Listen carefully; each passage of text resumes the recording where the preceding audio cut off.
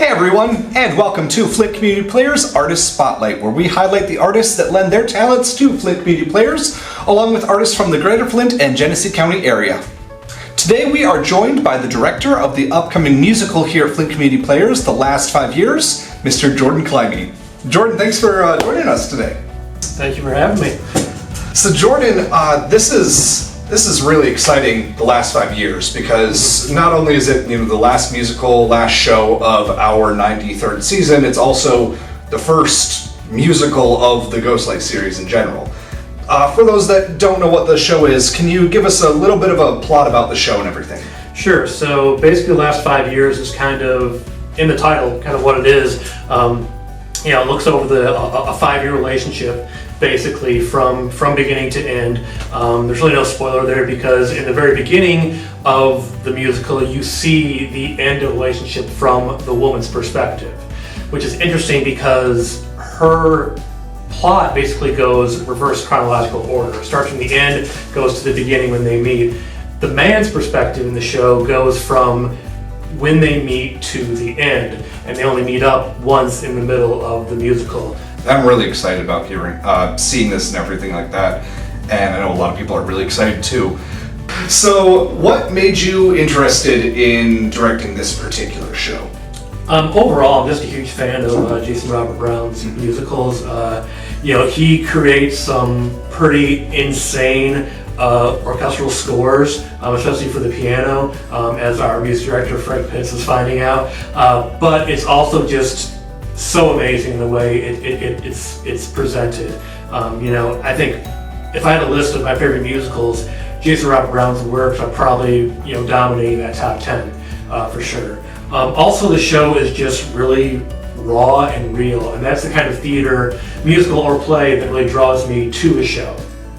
Whether I want to be an audience member, where I want to audition for it and try to act in it, or direct it. I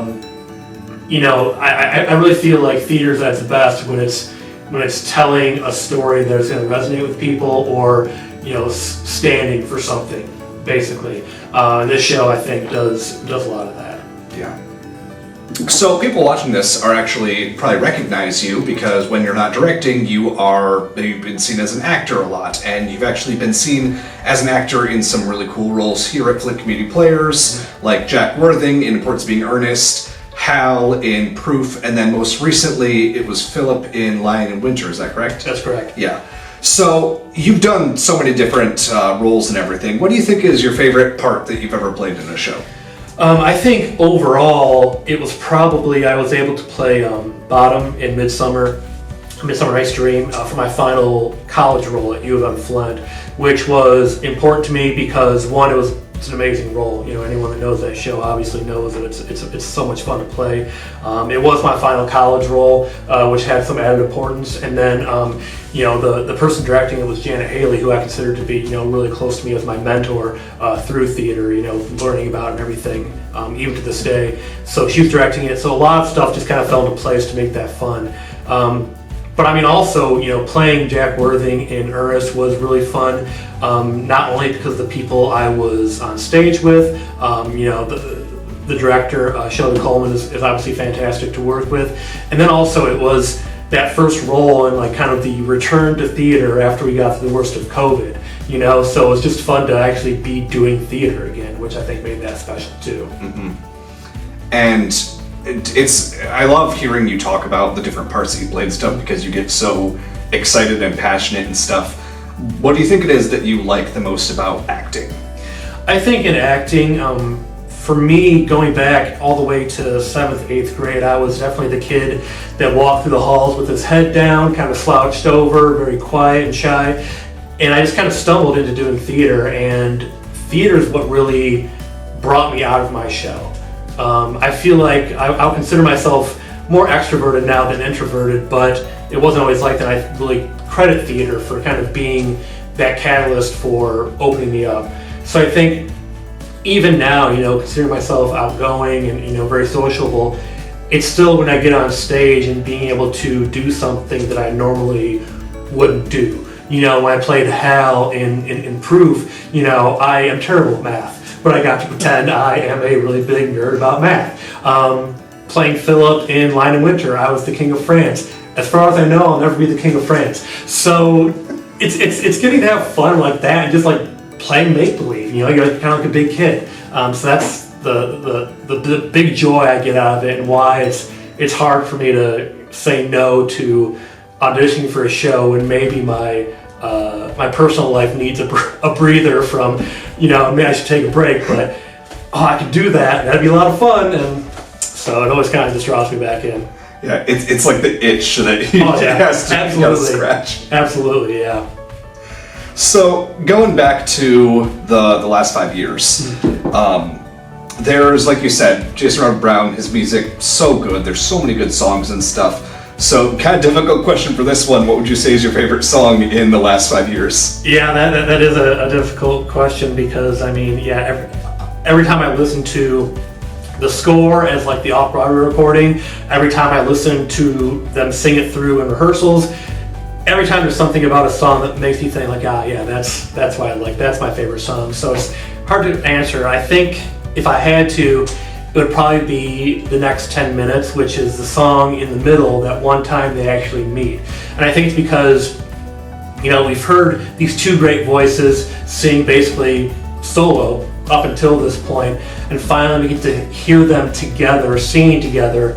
And it's also one of the high points of the relationship too. This is when they, get married. This is like that marriage scene. So it's full of joy, and the voices mixing together just sounds fantastic. And then we don't get to hear it again, So it's like that's for me the key whenever I'm listening to it, just finally hearing those two voices together. So you've been enjoying your process and stuff as a director and everything. Is this your how many other times have you directed before and everything? This might be overall my 9th or 10th time directing. I did a few things in Flint, just finding random back rooms at coffee shops and basements of theaters that I could to do random shows whenever I could. Because at U of M Flint, I really got interested in directing, but there really wasn't a path for directors. We have 2 directing classes at U of M Flint. So I kind of had to find my own way of learning on my feet, basically, which I feel like each time, hopefully I got a little bit better. Then I did a lot of directing out in Lansing when I lived out there for Peppermint Creek Theater Company. So I was able to really kind of like dig into some really raw shows that had a big emphasis on getting conversation going about whatever the issue was. They like to tackle issues out there and get people talking about it through theater.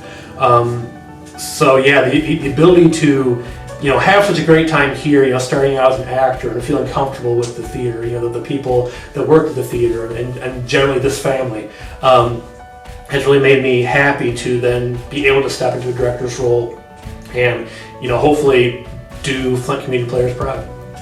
Yeah, and you always do. Thank you. So you've had lots of directing experience and stuff like that. So people that are watching this or that come see the show and stuff, we usually will have people that have that little bit of directing bug that they want to, the little directing itch that they want to try, but they might be a little bit nervous to try their hand at and stuff. Do you have any advice for people who might be interested in directing? Yeah, I think the biggest thing is you have to really be passionate about the play or the musical that you want to either apply for, or some theaters like you bring the play or musical to the board and say, I want to do this, and they say just yay or nay. So how the process is, you have to be able to read a script, and when you're going out to direct it, you have to make sure that you, for 6 weeks or so, are ready to live, eat, breathe, sleep that script and that process and that production, and be passionate about having a vision for it. I know, in terms of, what's in the future, I just got the word that I was approved to direct Gideon's Knot here next season and for the Ghost Light. And, that's something that tackles and deals with suicide, which is a very important thing for me in my own personal life. So I knew that this is something I was passionate about. I knew that I could do this story justice, kind of like this story. I'm just so in love with this musical. So I think anyone who wants to do it, the first thing I would say is be passionate about it. The second thing I would say is just do it. The first time I ever directed, I didn't know what I was doing. It was a bit of a mess. Luckily, I cast really experienced actors who basically carried me through it, but that's just it. It's one of those things where you're not going to start knowing how to do it until you do it. And you just gotta take that leap, understand it's a learning process even while you're doing it. Each day learn more and more, do better the next day kind of a thing. Always take one step forward, never a step back. And so just always have that passion. Otherwise you're gonna get burnt out probably. So before we finish this up and everything, one non-theater question, just so people get to know you a little bit better too. People that do know Jordan knows that he has probably the cutest dog in the entire world. It is so adorable. What would you say is the best thing about having a dog?